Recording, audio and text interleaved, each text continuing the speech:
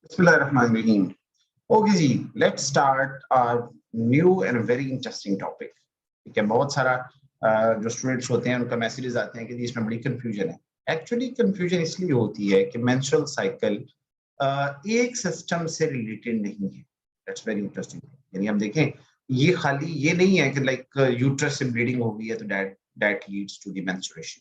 इसके पीछे पूरे दो तीन सिस्टम आपस में इंटीग्रेट होके काम करते हैं, तो तब जाके जो मेंस्ट्रुअल साइकिल है वो अकम्प्लिश्ड होता है।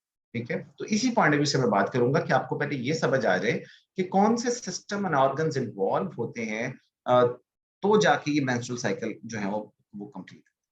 ठीक है, सो वो पहले हम समझते हैं। उसके लिए चलते हैं बोर्ड पे, जरा बोर्ड पे देखते हैं कि हम किस तरह इसको ड्रॉ करें।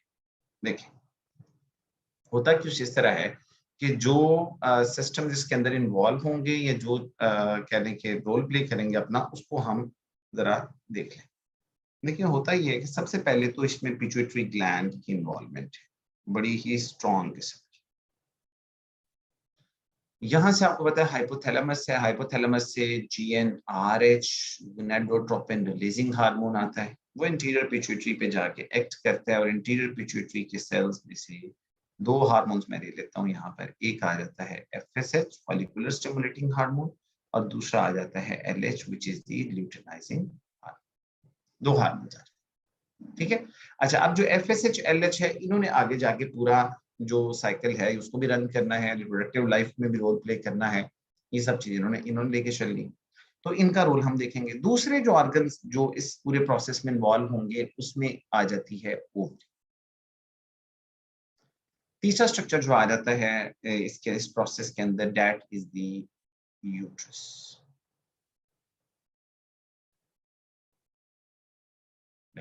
ठीक है, चलिए इस तरफ बना है बस। यूट्रस का नीचे वाला जो पार्ट होता है, that is called as the cervix. तो यहाँ ये मैं इसको सर्विक्स बना देता हूँ। Cervix is closed, internal os होता है सर्विक्स का और एक्सटर्नल ऑस इस तरह। This is like narrow spark. ठीक है, इसको हम ऑस कहते हैं। तो ये यूट्रस सपोज। अच्छा, अब यहाँ पर ये आ गई फैलोपियन ट्यूब्स। ठीक है, जो ओवरी है ना, ओवरी के अंदर छोटे छोटे छोटे छोटे प्रीमोडियल जर्म सेल्स उन्हें कहा जाता है, प्रीमोडियल जर्म सेल्स। फिर उसके बाद आहिस्ता आहिस्ता आपको पता है कि ये बन जाते हैं प्राइमरी oocytes। ठीक है, यानी ओवा बन जाते हैं सिंपल वर्ड्स में अगर मैं कहूँ। अच्छा, दूसरा ये होता है कि ये जो फॉलिकल्स हैं, ये जो सेल्स हैं, ये तो है ओवा यानी एग। अगर इसको मैं कहूँ कि यहाँ पर ये ओवा है और इसके अराउंड अगर मैं कहूँ कि different layers of cells grow कर जाती हैं। लाइक एग्जांपल दे रहा हूँ, सपोज करो ये एक लेयर मैंने बनाई है और इस लेयर का नाम मैं रख लेता हूँ ग्रैनुलोसा सेल्स। ठीक है, और जो दूसरी लेयर इसके ऊपर मैं बनाने लगा हूँ, that is called as the theca cells. That is called as theca. Theca की दो लेयर्स होती हैं। So we have theca interna and we have theca externa. सो ये दो लेयर्स मैंने सपोज बना दी इसकी। So blue are the theca cells, theca cells.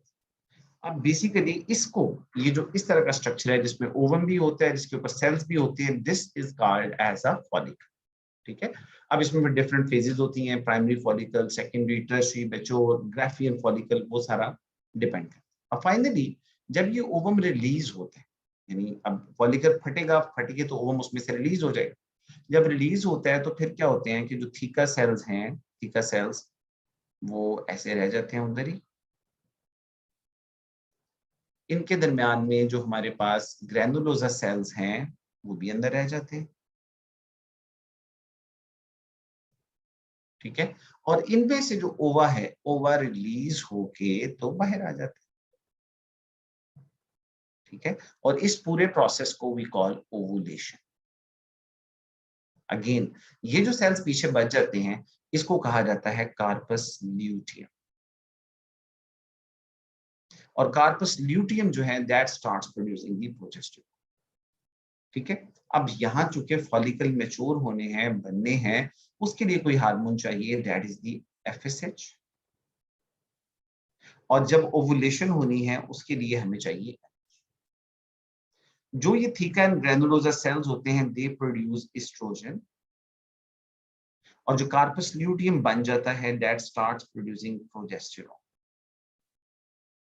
अब अगर FSH ना होता तो ये फॉलिकल ना बनता, फॉलिकल ना बनता तो कार्पस ल्यूटियम ना बनता, कार्पस ल्यूटियम ना बनता तो प्रोजेस्टेरॉन ना बनता, प्रोजेस्टेरॉन, अब अगर मैं बात करूं कि एस्ट्रोजन और प्रोजेस्टेरॉन क्या करेंगे, तो एस्ट्रोजन इस यूट्रस पे आके काम करके जो एंडोमेट्रियम है उसको उसको ग्रो कराएगा, यानी एंडोमेट्रियम की प्रोलीफरेशन करवाएगा।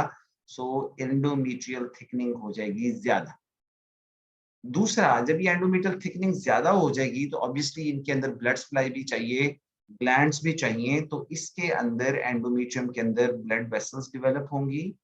ठीक है, इस तरह।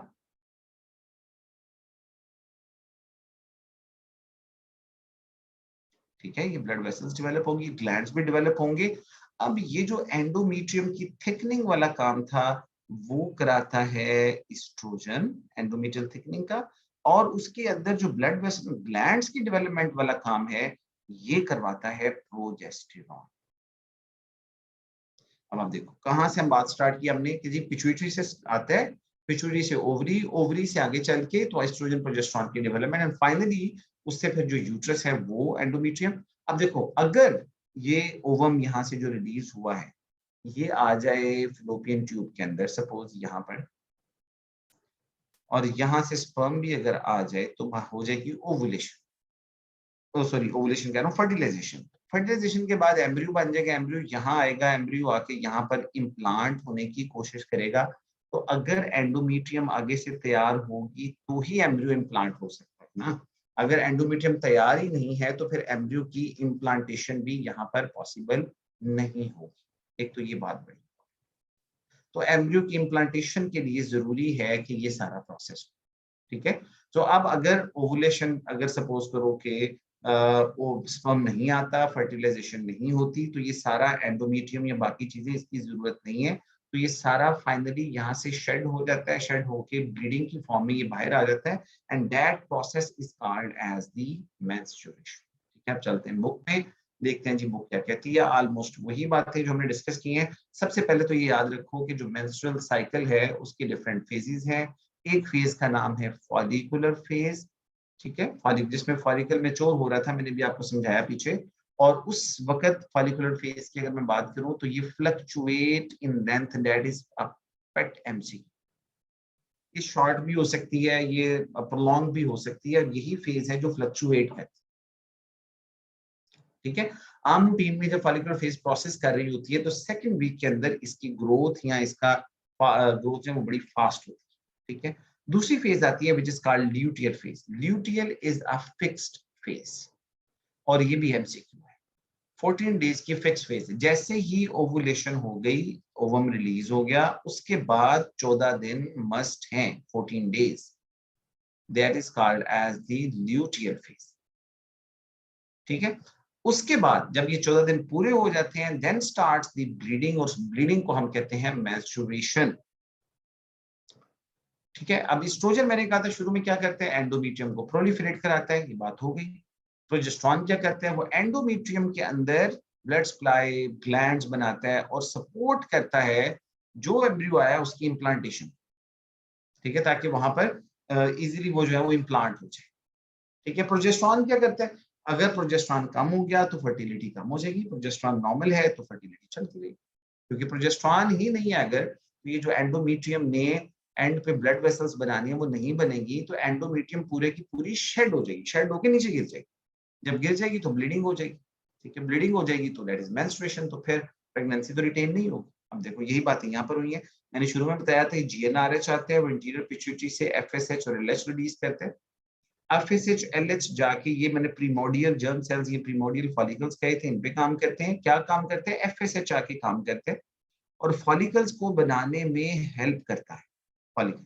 अभी देखो FSH इधर इधर इधर इधर था शुरू में ज्यादा, फिर अल्टीमेटली FSH थोड़ा कम हो गया क्योंकि फॉलिकल पूरा हो गया। अब जब फॉलिकल बन गया तो उसके पीछे मैंने कहा था यहाँ से ओवम ये वाला रिलीज हो जाएगा और पीछे जो चीज बन जाएगी उसको हमने कहा था कार्पस ल्यूटियम।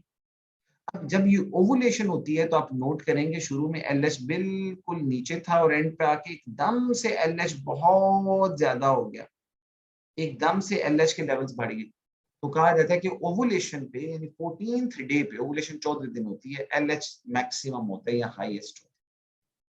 उसके बाद एलएच ड्रॉप कर गया बिल्कुल नीचे आ गया। तो अगर आप कंपेयर करो, अगर आपसे पूछूंगा मैं कि फॉलिकुलर फेज में कौन सा एंजाइम रेज होता है तो आप कहेंगे एफएसएच।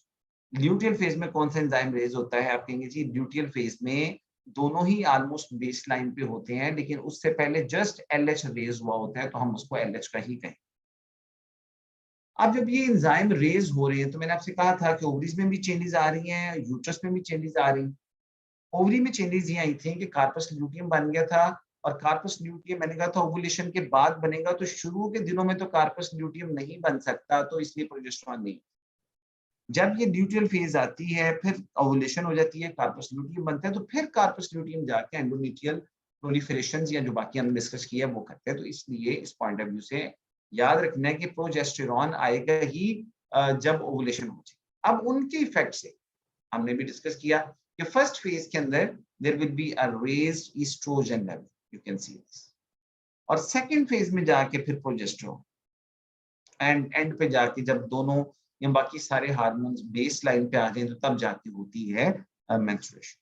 ठीक है, तो आप देखो जैसे ही मैंने कहा था कि शुरू के डेज में मेंसेस हो गए, ये मेंसेस मीन ब्लीडिंग, और याद रखना है कि bleeding is not the end of the cycle, it is the start of the cycle. इससे साइकिल एक्चुअली शुरू होती है। जब ब्लीडिंग हुई, ब्लीडिंग होने के बाद क्या हो गया, प्रोलिफरेशन फेज होना शुरू हो गई, एंडोमेट्रियम के मैंने कहा था बढ़ गया बढ़ गया बढ़ गया बढ़ गया साइज बहुत ज्यादा। फिर उसके बाद इनके अंदर प्रोलिफरेशन यानी ये ब्लड वेसल्स आना शुरू हो गई, इसको सिक्रेटरी फेज भी कहते हैं। और अगर यहाँ पर पहुंच के जब ये सारा कुछ बहुत ज्यादा हो गया तो आप इन वेसल्स को बंद कर दो या आप प्रोजेस्टेरॉन खत्म कर दो, क्योंकि प्रोजेस्टेरॉन रहेगा तो ये वेसल्स रहेंगी, तो उसके बाद इस एंडोमेट्रियम को मेंटेन करना मुश्किल हो जाता है। ये ऐसे ही है कि जैसे आप कोई चीज प्लांट लगाओ और उसके बाद उसको पानी देना बंद कर दो, तो ऑब्वियसली बात है वो खुश्क हो जाएगा। जब खुश्क हो जाएगा तो दैट विल शेड ऑफ। तो यहाँ पर बिल्कुल ऐसे ही हुआ है कि जब आप प्रोजेस्टेरॉन नहीं होता तो ये एंडोमेट्रियम शेड कर जाती है in the form of bleeding, तो that is again the start of the cycle. तो याद रखिएगा कि bleeding is not the end of the menstrual cycle, it is the start of the menstrual cycle. ठीक है जी, so that's all about this small topic. Thank you so much.